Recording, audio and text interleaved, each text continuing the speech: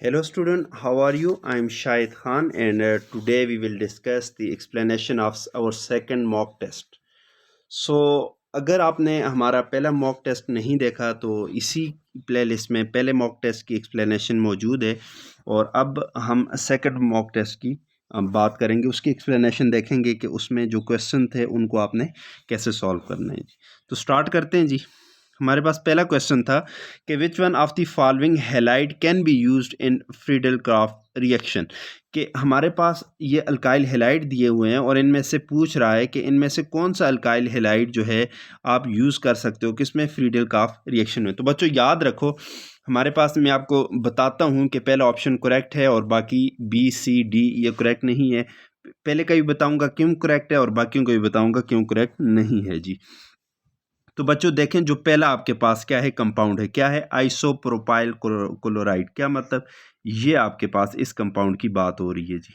ये ठीक है, ये आपके पास क्या है अल्काइल हैलाइड है। ठीक है, अब दूसरे में आपके पास जो है वो आपके पास क्या है ब्रोमोबेंजीन। क्या मतलब कि इस तरह की स्ट्रक्चर है जी, ये आपके पास क्या है स्ट्रक्चर है जी। ठीक है, तीसरे में क्या है क्लोरोबेंजीन के ब्रोमीन की जगह क्लोरीन आके लग जाएगी और एक और है क्लोरो इथीन। क्या मतलब इसका कि ये कार्बन, ये दूसरा कार्बन, ये कार्बन और ये कार्बन। अब इस कंपाउंड में भी रेजोनेंस है, इसमें भी रेजोनेंस है और जो क्लोरोबेंजीन है उसमें भी रेजोनेंस है। तो ड्यू टू रेजोनेंस हमारे पास ये डबल बॉन्ड करेक्टर आ जाते हैं हेलाइड के साथ। तो इस बॉन्ड को ब्रेक करना क्या होता है, मुश्किल होता है। मगर जब इसकी बात करेंगे तो यहाँ पे कोई रेजोनेंस नहीं है किसमें आइसोप्रोपाइल क्लोराइड में, तो ये बॉन्ड टूट सकता है और कार्बोकेटाइन बन सकते हैं। सेकेंडरी कार्बोकेटाइन बनेगा और फिर वो फ्रीडल क्राफ्ट रिएक्शन में यूज हो सकता है। फ्रीडल क्राफ्ट रिएक्शन का तो आपको पता है कि इसमें हमारे पास क्या होता है अल्काइल हैलाइड होता है बच्चों, प्लस आपके पास क्या होते हैं बेंजीन होते हैं और कोई लिविस एसिड वगैरह यूज करते हैं। हमारे पास ये अल्काइल ग्रुप बेसिकली इसमें इंट्रोड्यूस कराना होते हैं। तो हमारे पास पहले क्वेश्चन का जो करेक्ट ऑप्शन है वो आपके पास कौन सा ऑप्शन है, ए ऑप्शन है जी। सेकंड क्वेश्चन है, कहते हैं which one of the following compound form salt on reaction with sodium amide. बच्चों हमारे पास इसके लिए जो करेक्ट ऑप्शन है वो ए है। क्यों ए है, बाकी क्यों नहीं, देखें हमारे पास जो ए कंपाउंड है वो कुछ इस तरह से है, ये कार्बन, ये हाइड्रोजन और यहाँ पे ये हाइड्रोजन। अब इसमें ये जो कार्बन है बच्चों ये sp हाइब्रिडाइज है और ये जो हाइड्रोजन होता है ये आपके पास क्या होता है एसिडिक हाइड्रोजन है। तो जब सोडियम एमाइड के साथ रिएक्शन करते हैं तो इस हाइड्रोजन की जगह बल्कि मैं इसका रिएक्शन ही करा देता हूँ। इसका जब रिएक्शन कराएंगे किसके साथ, NaNH2 इसके साथ, तो आपके पास क्या होगा, आपके पास कुछ इस तरह से बनेगा। ये आपके पास नेगेटिव और यहाँ पे सोडियम आके लग जाएगा पॉजिटिव, सोडियम साल्ट बन जाएगा। ये आपके पास इस तरह कंपाउंड बने। बाकी आपके पास इथेन है, ये भी रिएक्शन नहीं करता। उसके बाद बेंजीन है वो भी नहीं करती। उसके बाद इथीन है वो भी रिएक्शन नहीं करता। सिर्फ ए वाला जो है तो वो आपके पास सोडियम एमाइड के साथ रिएक्शन करता है। क्यों, क्योंकि उसके पास एसिडिक हाइड्रोजन। एसिडिक हाइड्रोजन क्यों है, क्योंकि वो sp हाइब्रिडाइज है। इससे क्या मुराद, इसके अंदर एस करेक्टर ज्यादा है तो नेगेटिव चार्ज को रिटेन कर सकते हैं। क्यों रिटेन कर सकते हैं, क्योंकि एस करेक्टर ज्यादा हो तो न्यूक्लियस के करीब होगा जी। अच्छा, थर्ड क्वेश्चन है हमारे पास, which among the following reagent can be use to distinguish between, एक ये कंपाउंड है, कौन सा कंपाउंड है 3 ब्रोमोप्रोपीन और दूसरा है 1 ब्रोमोप्रोपीन, इन दोनों को डिस्टिंग्विश करने के लिए। तो बच्चों याद रखें हमारे पास ये जो कंपाउंड है, मैं दोनों को लिखता हूं। अगर हमने ये आपके पास कंपाउंड है बच्चों CH डबल बॉन्ड CH और ये Br, एक ये कंपाउंड है बच्चों। दूसरा हमारे पास कुछ इस तरह से है कि ये CH2 डबल बॉन्ड, ये CH, यहाँ पे ये आपके पास CH2 और यहाँ पे आपके पास क्या है ब्रोमीन है। अब देखें पहला वाला जो कंपाउंड है वो दोनों के साथ रिएक्शन करेगा क्योंकि डबल बॉन्ड की डिटेक्शन के लिए यूज होते हैं। दूसरा रिएजेंट भी दोनों के साथ रिएक्शन करेगा। अब सी के ऑप्शन करेंगे। सी के लिए जब हम बात करते हैं बच्चों, इसके साथ वो रिएक्शन नहीं कर सकता। क्यों, क्योंकि ये आपके पास क्या है, इसके ऊपर लोन पेयर ऑफ इलेक्ट्रॉन है जो कि आपके पास क्या होते हैं रेजोनेंस में होते हैं, जिसकी वजह से यहाँ पे डबल बॉन्ड करेक्टर आते हैं। ठीक है, मतलब बॉन्ड स्ट्रांग हो जाते हैं तो ये बॉन्ड नहीं टूट सकता। Silver nitrate, alcoholic silver nitrate के साथ ये वाला रिएक्शन नहीं करेगा। तो ये जो दूसरा कंपाउंड है क्योंकि यहाँ पे रेजोनेंस नहीं है, ठीक है, तो ये वाला जो कंपाउंड है ये आपके पास क्या करेगा, उसके साथ रिएक्शन करेगा और यहाँ से ब्रोमीन आपके पास क्या होगी, ब्रेक होगी, सिल्वर ब्रोमाइड बन जाएगा, जिससे हम क्या करते हैं हैलाइड ग्रुप की डिटेक्शन कर सकते हैं। तो हमारे पास इनको डिस्टिंग्विश करने के लिए कौन सा यूज होगा, ये सी वाला रिएजेंट यूज होगा। और कौन सा आपके पास रिएक्शन देगा, कौन सा नहीं, तो ये वाला कंपाउंड जो 3 ब्रोमोप्रोपीन है ये रिएक्शन करेगा और 1 ब्रोमोप्रोपीन रिएक्शन नहीं करेगा जी। उसके बाद क्वेश्चन नंबर 4 पे चलते हैं। हमारे पास है isopropyl iodide is form after the reaction of propene with HI, this is due to, देखें प्रोपीन है आपके पास, ये कार्बन और ये कार्बन, ठीक है, यहाँ पे ये आ गया। अब इसको रिएक्शन करा रहे हैं किसके साथ, हाइड्रोजन आयोडाइड के साथ, ठीक है। आपके पास क्या होगा बच्चों, आपके पास यहाँ पे अगर हाइड्रोजन भी लगा लें तो ये 3 हाइड्रोजन आ जाएंगे, यहाँ पे आपके पास 2 हाइड्रोजन और यहाँ पे 1 हाइड्रोजन आ जाएगा जी।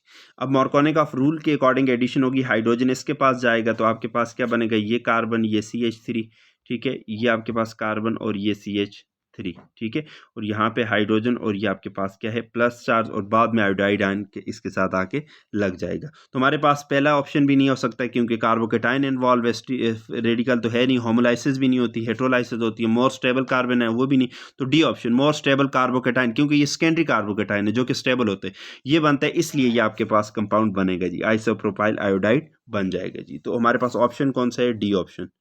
ये हो गया क्वेश्चन नंबर 4। उसके बाद क्वेश्चन नंबर 5 पे चलते हैं। हमारे पास है C6H5CHO, ठीक है, ये आपके पास के हमारे पास है, आपके पास हमारे पास बेंजीन रिंग है, जस्ट ए मिनट, ठीक है, और इसके ऊपर कौन सा ग्रुप लगा हुआ है, CHO, बेंजल्डिहाइड ना, ये आपके पास है जी। इस फॉर्म कहते हैं ये बनता है कब, जब C6H6 मतलब बेंजीन किसके साथ रिएक्शन करेगा जी, benzene is treated with carbon monoxide, ठीक है, in the presence of HCl, तो बेंजल्डिहाइड बनते हैं। और यहाँ पे क्या AlCl3 एनहाइड्रस AlCl3 भी होना चाहिए, Lewis acid, name of the, ये बेसिकली एक नेम रिएक्शन है, इसके बारे में पूछ रहा है। तो फ्रीडल क्राफ्ट रिएक्शन तो है नहीं, वो तो अल्काइल हैलाइड की प्रेजेंस में होता है जी। अच्छा जी, उसके बाद गटरमैन कोच रिएक्शन, ये बी ऑप्शन है। नेम रिएक्शन के लिए आपने रिएजेंट वगैरह प्रोडक्ट याद करो। रोजनमैन रिडक्शन भी नहीं हो सकती, वो तो कैल्शियम कार्बोनेट वगैरह उसमें यूज़ होते हैं, ठीक है, पार्शियल रिडक्शन जो हम अल्काइन से एल्कीन बनाते हैं जी। स्टीफन रिएक्शन भी नेम रिएक्शन है, तो B option Gattermann Koch reaction ये होता है जिसमें बेंजल्डिहाइड प्रोड्यूस होते हैं जी। नेक्स्ट हमारे पास एक compound having a bond angle 180 is, 180 का बॉन्ड एंगल किस में होता है बच्चों, अल्काइन में होते हैं, और अल्केन का बॉन्ड एंगल कितना होता है, 109 होता है जी, 109.5, ठीक है, और अल्कीन के अंदर कितना होता है बॉन्ड एंगल, तकरीबन 120 होता है जी, ठीक है। साइक्लो अल्केन्स के में वेरी करते हैं जी, ठीक है, 45 भी हो सकता है, 60 भी हो सकता है, 90 भी हो सकता है, डिपेंडिंग अपॉन वो जो एंगल स्ट्रेन है उस पर डिपेंड करते हैं, ठीक है। तो हमारे पास ए ऑप्शन कौन सा है, करेक्ट है जी, अल्काइन। क्वेश्चन नंबर 7 है बच्चों, कहते हैं find the true statement about benzene, benzene के लिए इसके इनमें से ट्रू स्टेटमेंट कौन सी है। तो it possesses 2 types of carbon carbon bond, ये बात तो है ही गलत, सारे एक जैसे होते हैं जी क्योंकि डीलोकलाइज होते हैं। 3 isomeric product forms are possible in mono substituted में एक ही आइसोमेरिक फॉर्म बनती है, 3 नहीं बनती। It readily undergo addition due to unsubstitution, नहीं एडिशन तो करते ही नहीं, सब्स्टिट्यूशन, तो हमारे पास डी ऑप्शन फिर करेक्ट होगा, pi electron are delocalize in the ring, तो ये डी ऑप्शन जो है हमारे पास क्या होगा, करेक्ट ऑप्शन होगा जी। नेक्स्ट है हमारे पास question number 8, nitration of benzene is carried out by which of the following reactive species. जब हम नाइट्रेशन करते हैं तो याद रखें हम सल्फ्यूरिक एसिड और हम नाइट्रिक एसिड का मिक्सचर लेते हैं, इसको नाइट्रेटिंग मिक्सचर बोलते हैं बच्चों। तो इसमें आपके पास जो स्पीशीज़ बनती है जो इलेक्ट्रोफाइल के तौर पे काम करती है, जो अटैक करती है, वो क्या होते हैं, नाइट्रोनियम आयन NO2+ बनते हैं, ये आपके पास क्या करती है, वहाँ पे अटैक करती है। नेक्स्ट आपके पास in chlorination of benzene which of the following act as electrophile, के बेंजीन की क्लोरीनेशन में क्या मतलब कि आपके पास ये क्या है, बेंजीन है, उसके ऊपर क्लोरीनेशन कर रहे हो, ठीक है, उसके साथ क्लोरीन का रिएक्शन करा रहे हो, तो आपके पास यहाँ पे लिविस एसिड की प्रेजेंस में ये काम होगा ना, FeCl3, तो आपके पास जो प्रोडक्ट बनेगी वो बच्चों कुछ इस तरह से बनेगी, क्लोरोबेंजीन। अब इसमें पूछ क्या करे, इसमें एक इलेक्ट्रोफाइल के तौर पे कौन काम कर रहे हैं, तो ये Cl+ ये इलेक्ट्रोफाइल के तौर पे काम करेगी, अटैकिंग स्पीशीज ये होगी। अच्छा जी, नेक्स्ट है arenes do not show. Arenes क्या होते हैं बच्चों, aromatic hydrocarbon are called arenes, कि ये क्या शो नहीं करते, पहले डीलोकलाइजेशन ऑफ पाई इलेक्ट्रॉन, ये बात तो गलत है, डीलोकलाइजेशन ऑफ पाई इलेक्ट्रॉन होती है, ग्रेटर स्टेबिलिटी ये भी होती है जी, रेजोनेंस ये भी होती है, इलेक्ट्रोफिलिक एडिशन ये बात गलत है, इलेक्ट्रोफिलिक सब्स्टिट्यूशन होती है किसमें, एरीन्स में, एरोमेटिक हाइड्रोकार्बन्स में, और एडिशन नहीं होती, इलेक्ट्रोफिलिक एडिशन नहीं होती। नेक्स्ट चलते हैं, find the most stable carbonium ion among the following. अब इसमें देखें तो कौन सा आपके पास आयन है जो सबसे स्टेबल है? ये आपके पास यहाँ पे रेजोनेंस नहीं है, यहाँ पे रेजोनेंस है बी में, सी में भी रेजोनेंस नहीं है। जब डी में देखें तो 2 रिंग के ऊपर रेजोनेंस है, 2 बेंजीन रिंग जुड़े हुए हैं, तो डी ऑप्शन आपके पास क्या होगा? करेक्ट होगा।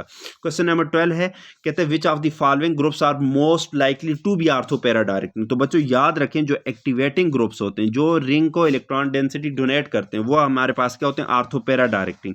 और इसी तरह जो डीएक्टिवेट होते हैं, जो इलेक्ट्रॉन विड्रॉ करते हैं किससे? ग्रुप से, मतलब रिंग से, वो आपके पास क्या होते हैं? मेटा डायरेक्टिंग होते हैं। यहाँ पे फिर वो आपने वो भी याद रख लेनी, एक्सेप्शन जो है कि आपके पास जो हेलोजन्स होते हैं, जब बात आएगी एल्काइल हैलाइड की तो उसमें करेंगे कि हेलोजन्स जो होते हैं बच्चों, वो आपके पास क्या होते हैं? Although they are deactivating but ortho para directing, मगर वो एक्सेप्शन है, वो आपने याद रखनी है।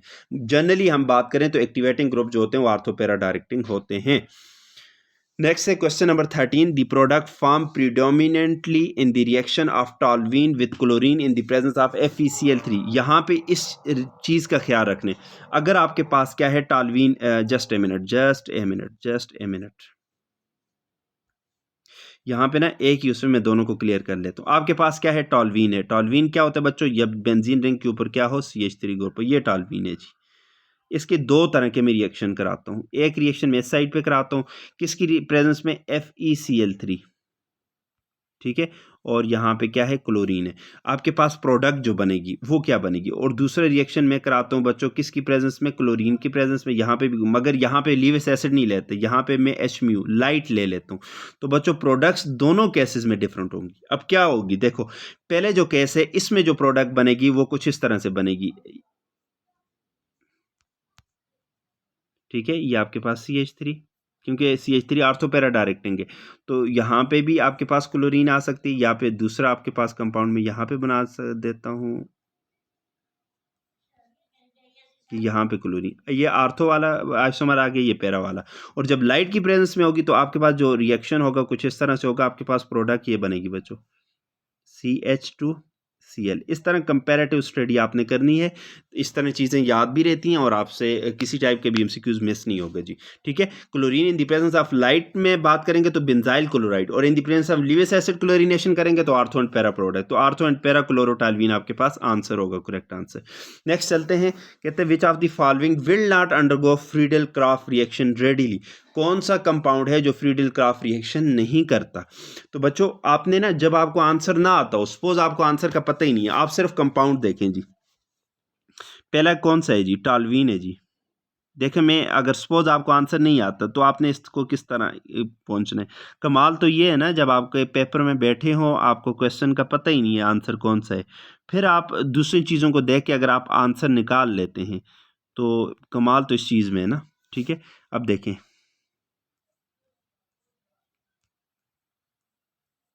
अगर आपको थोड़े बहुत कॉन्सेप्ट भी हैं ना, आपको आंसर नहीं आता, फिर भी आप आंसर तक पहुंच सकते हैं। ये 3 चीज़ें, ये क्या है? ये पहला ऑप्शन टॉल्वीन, ये दूसरा ऑप्शन जाइलिन, आर्थोजाइलिन मैंने बनाई है, ये तीसरा ऑप्शन आइसोप्रोपाइल बेंजीन, या जिसको क्यूमीन बोलते हैं। तीनों में क्या कंपैरिजन है? तीनों में अल्काइल ग्रुप है। Alkyl group are electron donating group, इसका मतलब है ये ऑप्शन तो नहीं हो सकता। तो फिर चौथा ऑप्शन कौन सा है? चौथा ऑप्शन ये है बच्चों, नाइट्रोबेंजीन, NO2। तो जब आपके पास इलेक्ट्रॉन विड्रॉइंग ग्रुप रिंग के साथ लगे हों तो वो रिंग्स पे इलेक्ट्रॉन डेंसिटी को कम कर देते हैं, तो वो फिर फ्रीडल क्राफ्ट रिएक्शन अंडरगो नहीं करता। तो आपके पास डी ऑप्शन करेक्ट है। अगर आपको नहीं भी आता, आप ये देखें इन तीनों से ये डिफरेंट ऑप्शन है, तो यही तो होगा, फिर वो तीन तो हो नहीं सकते, ठीक है। तो डी ऑप्शन आपके पास क्या होगा? करेक्ट होगा। इलेक्ट्रॉन विड्रॉइंग ग्रुप है जो इलेक्ट्रॉन डेंसिटी को विड्रॉ करता है, तो आपके पास क्या करता है? ये फिर ज्यादा इलेक्ट्रोफिलिक नहीं रहता जी।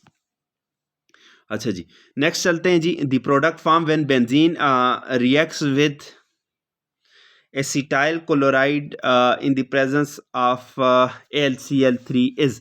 जब आपके पास बच्चों क्या है? बेंजीन है जी, बेंजीन की बात हो रही है। ये रिएक्शन करेगा किसके साथ? CH3, C double bond O, और यहाँ पे Cl। तो किसकी प्रेजेंस में बच्चों? आपके पास लीविस एसिड है AlCl3, तो आपके पास क्या होगा? ये इस क्लोराइड को यहाँ से ले लेगा बच्चों, ठीक है।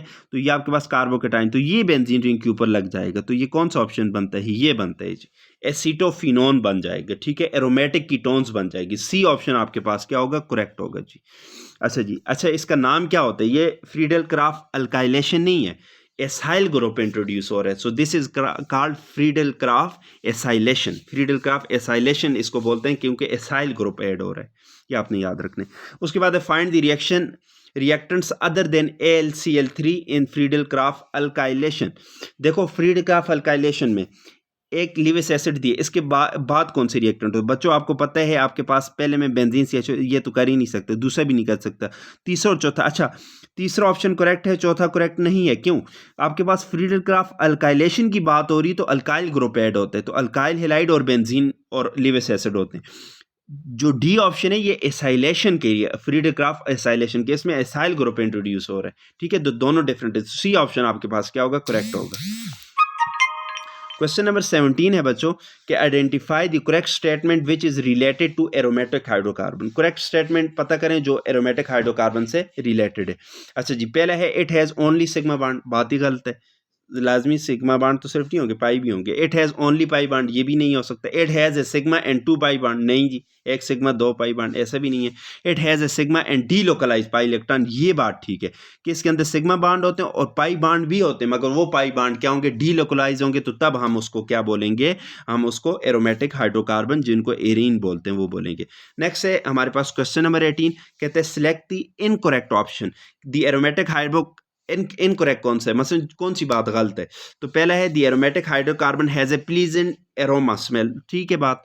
सम of the aromatic compounds are ring shape, ये गलत है। सम नहीं, सारे आपके पास क्या है, रिंग हैं, सारे एरोमेटिक क्या होते हैं, साइक्लिक होते हैं, तो all aromatic compounds are ring shape या साइक्लिक। सी ऑप्शन है aromatic hydrocarbon can be either mono और पॉलीसाइक्लिक, ये बात भी ठीक है, मोनोसाइक्लिक भी हो सकते हैं, पॉलीसाइक्लिक भी होते हैं। Benzene is the simplest hydrocarbon, बिल्कुल ठीक है, ठीक है, benzene is the simplest aromatic hydrocarbon होना चाहिए, ठीक है। चलें जी, नेक्स्ट चलते हैं। क्वेश्चन नंबर 19 है, कहते हैं विच among the following is not a property of hydrocarbon. इनमें से कौन सी है जो एरोमेटिक हाइड्रोकार्बन की प्रॉपर्टी नहीं है?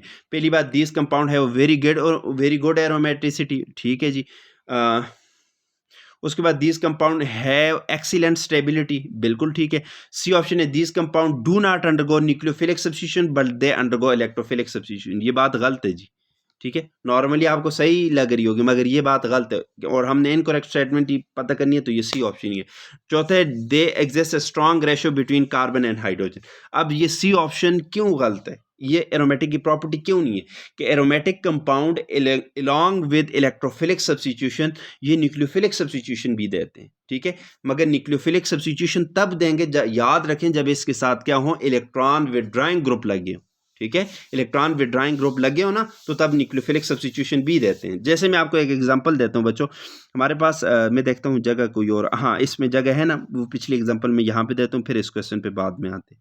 ये आपके पास एक कंपाउंड है, कौन है, बेंजीन है, यहाँ पे फ्लोरीन लगा है, इलेक्ट्रॉन विड्रॉइंग ग्रुप, एक और लगा लेता हूँ नाइट्रो ग्रुप, ठीक है, ये लगा है।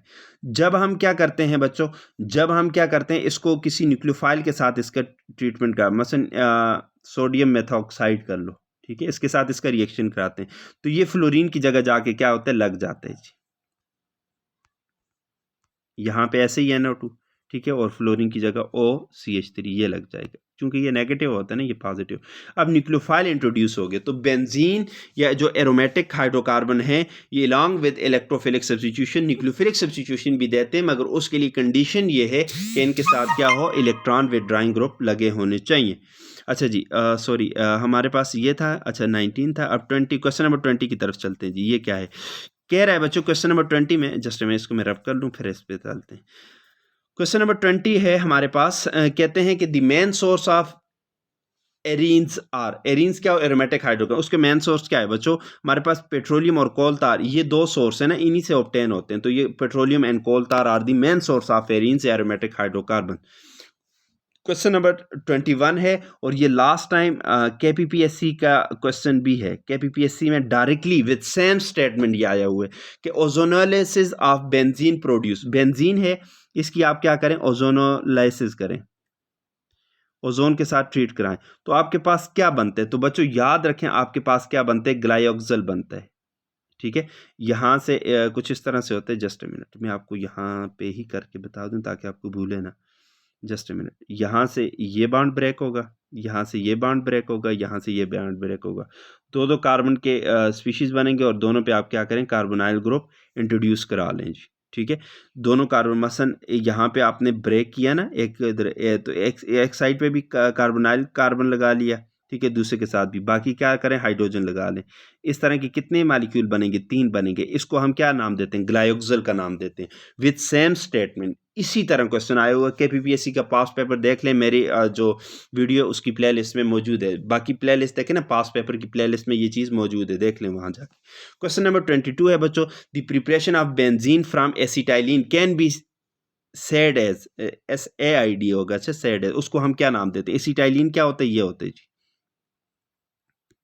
ठीक है, जब इसके 3 molecule in the presence of copper या आयरन ट्यूब्स जब हम पास करते हैं तो हमारे पास क्या बनती है, बेंजीन बनती है।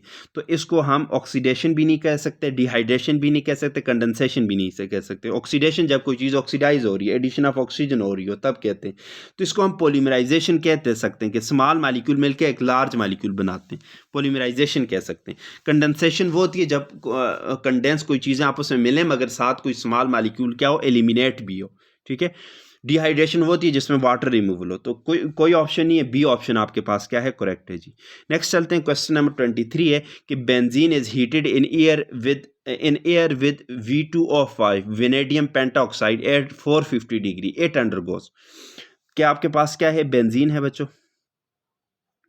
इसको आप क्या करते हो, आप मसलन V2O5 वेनेडियम पेंटाऑक्साइड है और इसको क्या करते हो, हीट भी करते हो, कितना temperature, 450 degree in the presence of air. तो आपके पास ये एक बड़ा मशहूर कंपाउंड है बच्चों, इसमें ये कन्वर्ट होता है, इसकी ऑक्सीडेशन हो जाती है ना, और ये आपके पास कंपाउंड बनता है, इसको हम क्या नाम देते हैं, मैलिक एनहाइड्राइड बोलते हैं, मैलिक एनहाइड्राइड बोलते हैं। तो आपके पास ये कौन सा रिएक्शन है, बेसिकली ऑक्सीजन इंट्रोड्यूस हो रही है, तो ऑक्सीडाइजिंग एजेंट इसमें यूज हो रहा है, तो आपके पास ये क्या होगा, ऑक्सीडेशन रिएक्शन होगा। तो याद रखें, बेंजीन ऑक्सीडेशन रिएक्शन भी देती है, सब्स्टिट्यूशन भी देती है। ठीक है, अच्छा जी, नेक्स्ट चलते हैं बच्चों। हमारे पास नेक्स्ट क्वेश्चन है, क्वेश्चन नंबर 24 कि बेंजीन डज नॉट अंडरगो, पहली बात सब्स्टिट्यूशन रिएक्शन बिल्कुल देती है, इलेक्ट्रोफिलिक सब्स्टिट्यूशन वगैरह, न्यूक्लियोफिलिक सब्स्टिट्यूशन। उसके बाद एडिशन रिएक्शन बिल्कुल, हाइड्रोजिनेशन इसकी हो सकती है, एडिशन रिएक्शन भी होती है। और उसके अलावा पॉलीमराइजेशन रिएक्शन कभी आपने नहीं सुना होगा, पॉलीमराइज हो रही हो बेंजीन, तो ये सी ऑप्शन ही। ऑक्सीडेशन भी V2O5 के साथ अभी हमने पढ़ा, तो बाकी सारे ऑप्शन करेक्ट हैं, डी गलत है, बेंजीन पॉलीमराइजेशन रिएक्शन नहीं देती जी। नेक्स्ट है क्वेश्चन नंबर 25 के chlorination of toluene in the presence of sunlight produce. अभी मैंने थोड़ी देर पहले कंपैरिजन में बात की थी कि आपके पास टॉल्वीन है, टॉल्वीन क्या होती है, ये CH3। अभी पहले भी मैंने कंपैरिजन उसके साथ कराया था इसी चीज़ का कि इसका आप क्या करो, इसकी क्लोरीनेशन करो, मगर यहाँ पे लिविस एसिड यूज़ करोगे तो आर्थोपेरा बनेगा। यहाँ पे क्या करो, लाइट यूज़ करो, तो आपके पास क्या बनेगा, बेंजाइल क्लोराइड बनेगा, और ये होता है बेंजाइल क्लोराइड। ये बेंजाइल को, ये आपके पास क्या बनेगी, प्रोडक्ट बनेगी। तो ये आपके पास कौन सा ऑप्शन करेक्ट है, ए ऑप्शन करेक्ट है। नेक्स्ट है हमारे पास क्वेश्चन नंबर 26 कि resonance effect involve, resonance effect में क्या होते हैं, पहले डीलोकलाइजेशन ऑफ सिग्मा इलेक्ट्रॉन, नहीं, सिग्मा इलेक्ट्रॉन की डीलोकलाइजेशन तो नहीं होती इसमें, delocalization of pi electron, B option आपके पास ठीक है कि डीलोकलाइजेशन होती है किसकी, पाई इलेक्ट्रॉन की, तो B option is correct one. Question number 27 है कि which of the following exhibit plus R effect. दो तरह के इफेक्ट होते हैं रेजोनेंस इफेक्ट, एक होते हैं -R, मसलन ये रिंग है, अगर इससे रेजोनेंस फंक्शनल ग्रुप की तरफ शिफ्ट हो रही है तो इसको हम क्या बोलेंगे, -R। ठीक है, इससे मसन इसकी इलेक्ट्रॉन डेंसिटी ऊपर की तरफ, इलेक्ट्रॉन विड्राइंग ग्रुप इसके साथ लगे हुए, जैसे नाइट्रो आपके पास फॉर्माइल ग्रुप या कार्बोक्सिलिक एसिड ग्रुप ये लगा हो तो आपके पास -R होती है। जब आपके पास इसके बजाय इस तरह OH है या NH2 है, जो आपके पास क्या करते हैं, रिंग को आपके पास क्या करते हैं, इलेक्ट्रॉन डेंसिटी क्या करते हैं, प्रोवाइड करते हैं। ठीक है, रिंग को इलेक्ट्रॉन डेंसिटी प्रोवाइड करते हैं, तो इसको हम क्या बोलते हैं, +R इफेक्ट। ठीक है, मसलन OH NH2 जितने भी इलेक्ट्रॉन डोनेटिंग ग्रुप हैं बाय मींस ऑफ रेजोनेंस वो +R इफेक्ट शो करते हैं। तो आपके पास इनमें कौन सा ऑप्शन होगा, सी ऑप्शन OH। इसकी पहचान ये है कि उसके ऊपर लोन पेयर ऑफ इलेक्ट्रॉन होना चाहिए। नेक्स्ट क्वेश्चन नंबर 28 है बच्चों, which of the following is the correct statement about resonance. Resonance के अबाउट कौन सी स्टेटमेंट करेक्ट है, पहली, it decrease the energy of the system. ठीक है, दूसरा है the hybridization of atoms do not change due to resonance. ठीक है, तीसरा है resonance hybrid is more stable than any resonating structure. चौथा है आपके पास resonating structures can not be isolated at any temperature.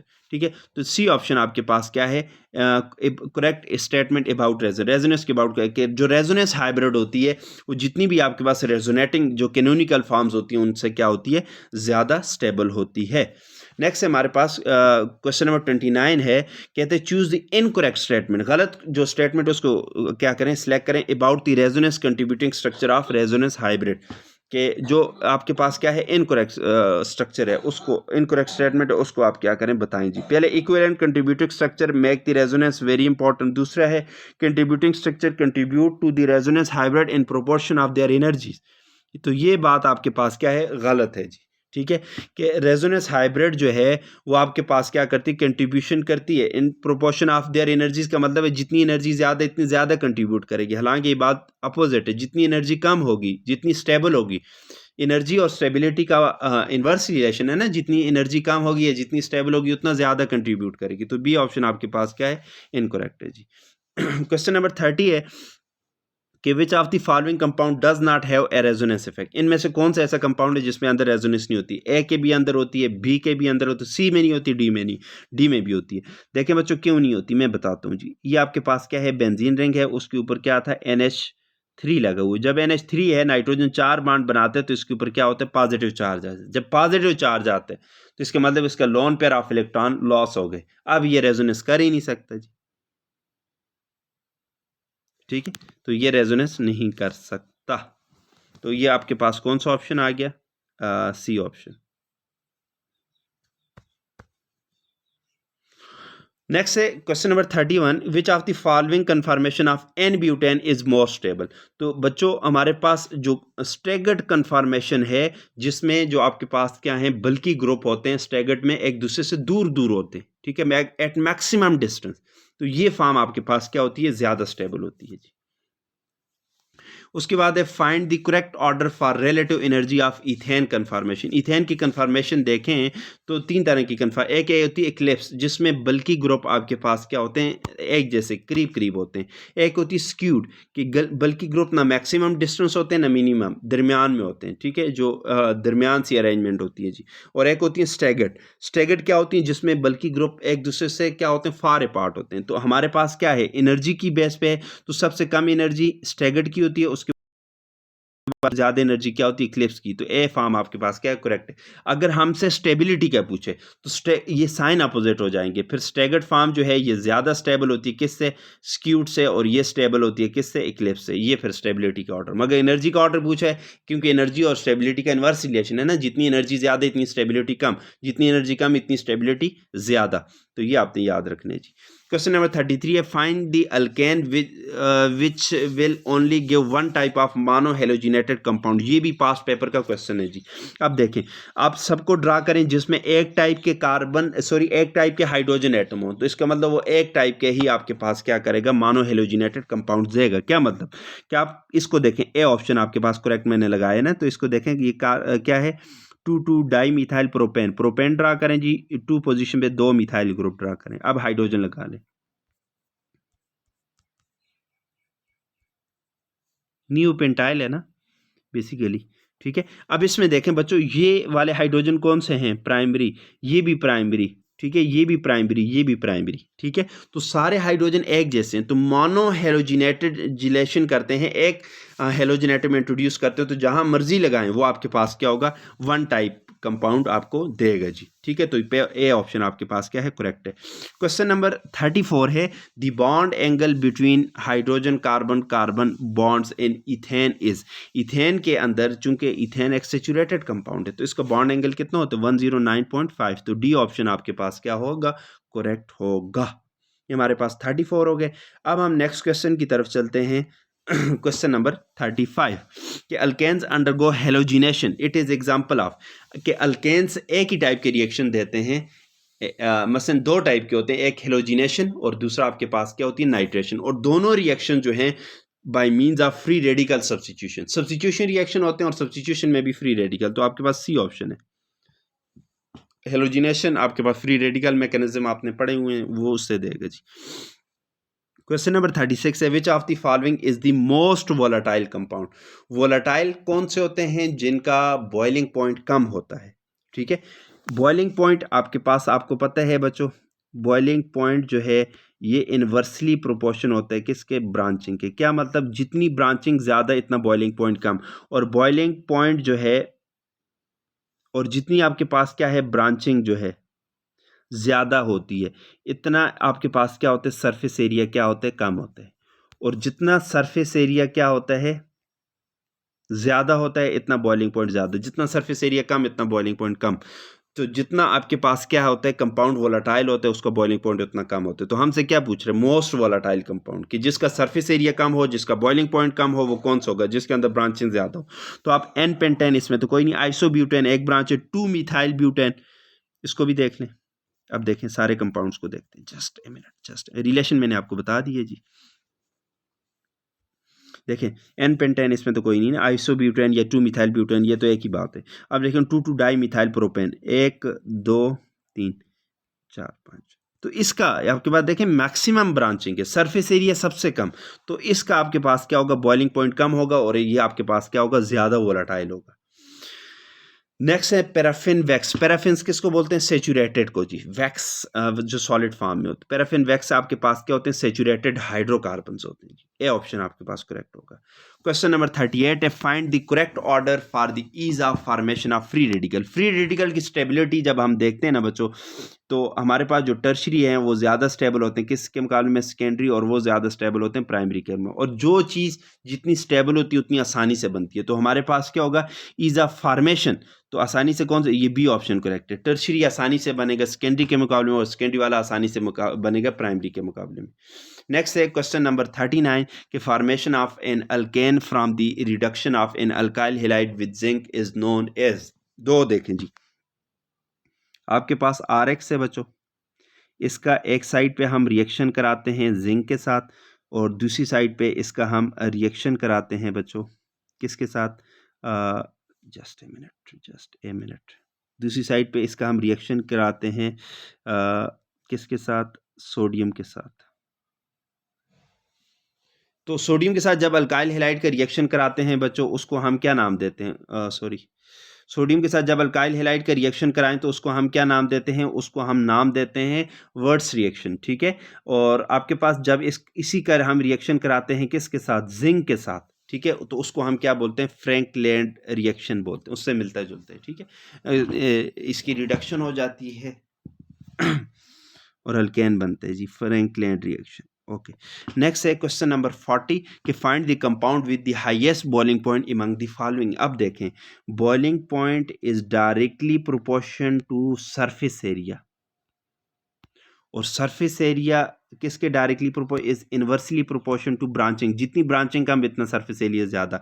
N butane में 4 कार्बन, एन ऑक्टेन में 8 कार्बन, आइसो ऑक्टेन में 5 कार्बन एक लाइन में होते हैं, 3 ब्रांचें आ जाती हैं, 2 2 3 3 टेट्रा मिथाइल ब्यूटेन 4 सरफेस में। तो आपके पास सबसे ज़्यादा सरफेस एरिया किसका होगा, एन ब्यूटेन का। जितना सरफेस एरिया ज़्यादा, इतना बॉइलिंग पॉइंट भी आपके पास ज़्यादा। वाई, बिकॉज जितना सरफेस एरिया ज़्यादा, वंडरवाल फोर्सेज ऑफ अट्रैक्शन ज़्यादा, इसके अंदर वंडरवाल फोर्सेज होती है ना, लंडन डिस्पर्जन फोर्सेज, वो उतनी ज़्यादा होंगी, तो बॉइलिंग पॉइंट भी बढ़ जाएगा जी। अच्छा, क्वेश्चन नंबर 41 है कि which of the following reaction is common in alkyne. Alkyne में चूंकि पाई बॉन्ड होता है तो एडिशन रिएक्शन, क्योंकि अल्कीन अनसेचुरेटेड होते हैं तो एडिशन रिएक्शन होकर ये सेचुरेटेड हो जाते हैं, तो एडिशन रिएक्शन इसका कॉमन रिएक्शन होगा। Question number 42, cis trans isomerism in alkene is due to, cis trans geometric isomerism जो होते हैं वो किस वजह से होते हैं, due to restricted rotation about the carbon carbon double bond. याद रखें, ज्योमेट्रिकल आइसोमरिज्म जो होते हैं या जो सिस ट्रांस आइसोमरिज्म होते हैं, ये एक आपके पास क्या होते हैं, अल्कीन में होते हैं, और दूसरा आपके पास किस में होते हैं, साइक्लोअल्केन्स में होते हैं जी। क्यों, साइक्लोअल्केन्स में भी रिस्ट्रिक्टेड रोटेशन होती है, आल दो के पाई बॉन्ड नहीं होता मगर रिस्ट्रिक्टेड रोटेशन होती है, और जो अल्कीन है इसके अंदर भी रिस्ट्रिक्टेड रोटेशन होती है। क्वेश्चन नंबर 43 है कि Baeyer's reagent is used to detect, Baeyer reagent हम यूज करते हैं टू डिटेक्ट अनसेचुरेशन या डबल बॉन्ड। होता क्या है, alkaline 1% cold KMnO4 dilute KMnO4 होते हैं, और ये डबल बॉन्ड की डिटेक्शन के लिए यूज होते हैं। एक होता है ozonolysis, ozonolysis is used for the detection for the location of double bond, ठीक है, और ये फॉर डिटेक्शन, ठीक है, डिटेक्शन कहीं भी मगर लोकेशन बताते हैं कि फलानी जगह पे 5वें कार्बन पे 10वें कार्बन पे ये बता रहे होते हैं ओजोनोलिसिस। क्वेश्चन नंबर 44 है, विच of the following will form 2 acetaldehyde molecule on ozonolysis. क्या आपके पास 2 एसिटाल्डिहाइड है, इसके अब ट्रिक मैं बता दूं, एसिटाल्डिहाइड और 2 मॉलिक्यूल बनते हैं, इसका मतलब जिस कंपाउंड से बनेंगे वो सिमेट्रिकल होगा। अब सिमेट्रिकल के लिए आपके पास क्या है, मसलन ये 4 कार्बन है बच्चों, पेंटीन वाला तो सिमेट्रिकल हो ही नहीं सकता, ये 2 ऑप्शन तो वैसे ही उड़ गए। 1 ब्यूटीन वाला सिमेट्रिकल नहीं हो सकता। अब 2 ब्यूटीन है, इसको यहाँ से क्या करो, ब्रेक करो, यहाँ पे भी कार्बोनाइल ग्रुप इंट्रोड्यूस कराओ, यहाँ पे भी कार्बोनाइल ग्रुप इंट्रोड्यूस कराओ। जब दोनों ब्रेक होंगे बच्चों तो एक पे भी हाइड्रोजन लगा लो, ठीक है, और दूसरे पे भी हाइड्रोजन लगा लो, ठीक है। तो ये आपके पास क्या बनता है, ये 2 मॉलिक्यूल बन गए ना एसिटाल्डिहाइड, और किससे बने, 2 ब्यूटीन से बने। ये डी ऑप्शन आपके पास क्या होगा, करेक्ट होगा। क्वेश्चन नंबर 45 है कि geometrical isomerism is exhibited by, देखें जी, ज्योमेट्रिकल आइसोमरिज्म के लिए बच्चों जो कंडीशन है कि जो डबली बॉन्डेड कार्बन एटम है उसके पास 2 ग्रुप्स लगे होने चाहिए और दोनों आपके पास क्या होने चाहिए, डिफरेंट होने चाहिए, ये हम कहते हैं, तब ज्योमेट्रिकल आइसोमरिज्म शो करेगा। अब 2 ब्यूटीन को देखें, ये तो शो करता है, बिल्कुल सही है कि ये कार्बन है, डबल बॉन्ड कार्बन, एक साइड पे CH3 और यहाँ पे भी CH3 और यहाँ पे हाइड्रोजन, यहाँ पे हाइड्रोजन, ये वाली कंडीशन फुलफिल हो रही है, ठीक है। 2 ब्यूटाइन नहीं करता जी, 2 ब्यूटिनॉल ये भी नहीं करता, ब्यूटानॉल भी नहीं करता, तो आपके पास ए ऑप्शन करेक्ट है। So these are all about today session. आप देखें मैंने विद इन टाइम 36 मिनट में मैंने सिर्फ टिक नहीं किए, मैंने आपको समझाया भी है, उसको एक्सप्लेन भी किया है, कॉन्सेप्ट भी आपको बताए हैं, और फिर भी विद इन टाइम मैंने इसको कंप्लीट किया। तो बच्चों आपकी पहली कामयाबी नहीं ये है कि आपने टाइम कैसे मैनेज करना है, this is the main option, ठीक है। कि आपने मसलन मैंने आपको जैसे बताया कि आपकी इतनी प्रैक्टिस होनी चाहिए, आप 40 मिनट में 45 मिनट में आप क्या करें, इनको निकाल लें, क्योंकि टेस्ट में आपके पास 1 घंटे में 45 MCQs करने होंगे और यहाँ पे आप इसकी प्रैक्टिस कर सकते हैं। दूसरा, अगर आपने सेशन नहीं देखा वो सेशन देखें, ठीक है। इसके अलावा हर चैप्टर के अगर MCQs देखने हैं तो उसके लिए SS प्रिपरेशन के लिए मैंने वो सेशन दिए हुए हैं।